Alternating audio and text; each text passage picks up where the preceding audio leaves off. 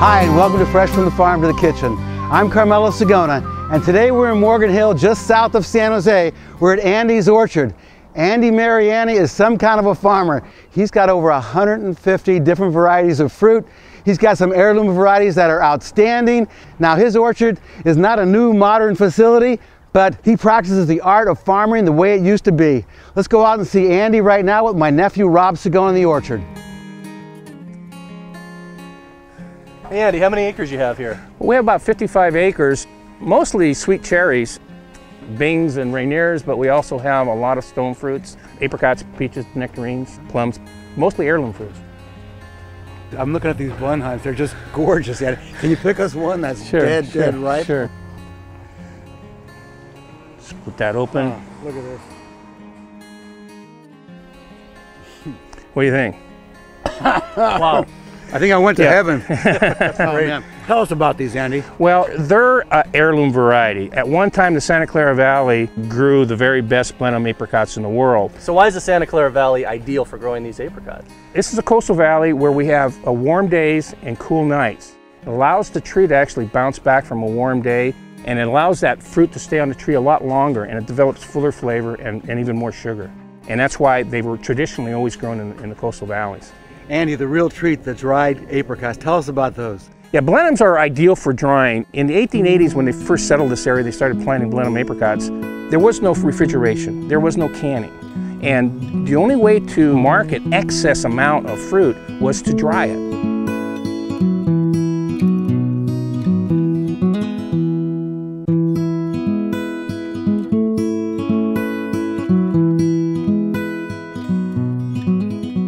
Since the Blenheim was really ideal for drying, that's what they did. And most of the fruit was dried at that time. And there was literally hundreds of tons of apricots dried, and it was marketed all over the world as dry fruit. That's how the Santa Clara Valley became famous. What's good about the Blenheim is it dries heavy, which means that it only takes about 5 pounds of fresh apricots to produce 1 pound of dried apricots. And because of that, it made money for the farmer, and it was really high quality for the consumer as well. Oh, this is one thing I want to show you what we do here with the delicate Blenheim apricots. The Blenheim apricot is extremely delicate. Some people say that it can't be shipped across the street, let alone to New York. They're hard to market, fresh market, because of that. What we do here is we pick in these plastic boxes, and they actually have some cushion to them too, a really heavy cushion. The guys actually have straps, and they pick in the box, and then they stack it. And then when we get it back to the packing shed, then they just literally take them out one by one and put them in boxes. So they're never dumped. They're picked and then they're put into the market carton directly. It's something that you have to do with Blenheim apricots, especially if you want them tree ripened.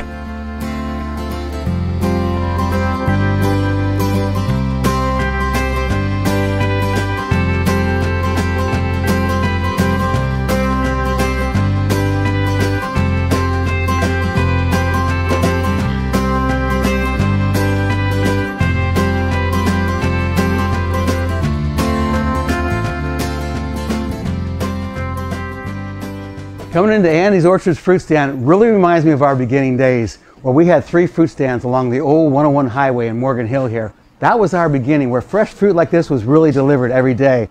Well, the days of the fruit stands are long gone, but we still have Andy Mariani's one-of-a-kind heirloom fruit being delivered to us on a regular basis. Well, we'll see you in the kitchen real soon, and I got to get out to the orchard. I'm an artisan. You know, I know how to grow fruit. I know how to grow quality fruit. We've been dealing with the Sigonas for 35 years. So it's been a long relationship of growing things locally and then getting it to the retailer in the most direct way possible. We do a better job. We get high quality in the market. It's easier for you to sell quality fruit, so it all works out for everybody.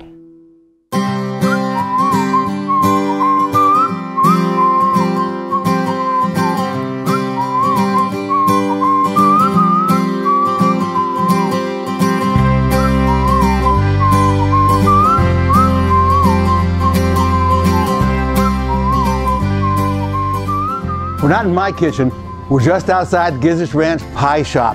And Gizdich Ranch makes some of the best fruit pies in the area. And in just a minute, Cynthia Gizdich is going to show us how to make a wonderful heirloom Blenheim apricot pie. Let's get started. All right. So first step? Well, we're going to start off with these beautiful apricots. Ooh. These I'm going There's a few more in here. They are beautiful. They are, and they smell so good. I've got to taste one of these, Cynthia. Oh, all right. Put a little sweetener in there, not that they need it.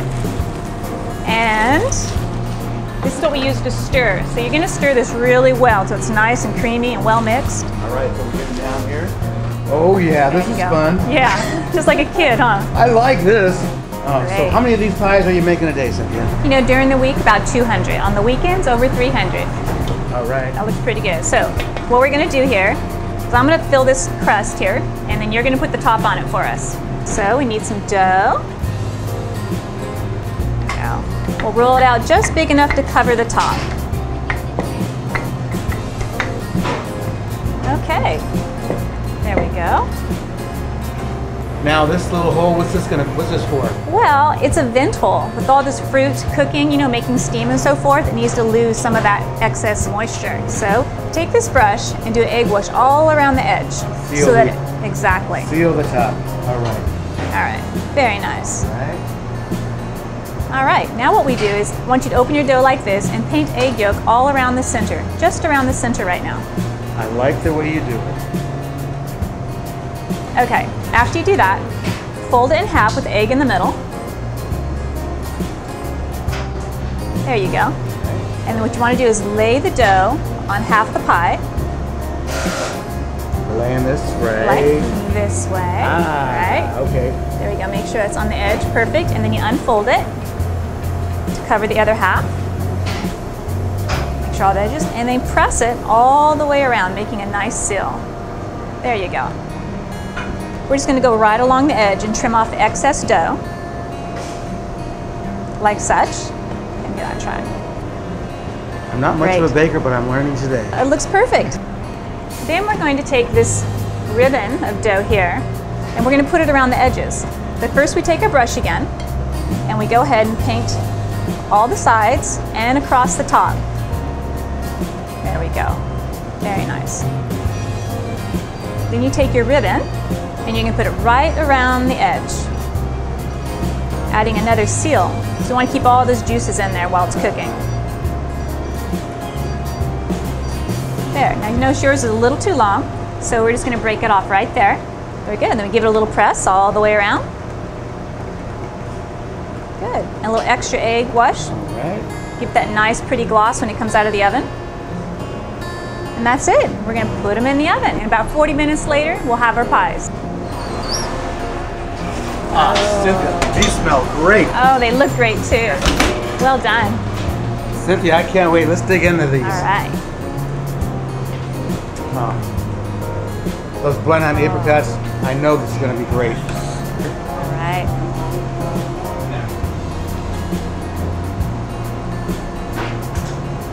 Nice. Yeah, isn't that great? That's why it's one of our best-selling seasonal pies, the Blenheim apricot. It's wonderful. This pie is so good. If you don't have time to make your own, you got to come to the Gizdich Ranch to try this heirloom apricot pie. It's absolutely delicious. I'm Carmelo Sigona, and there you have it.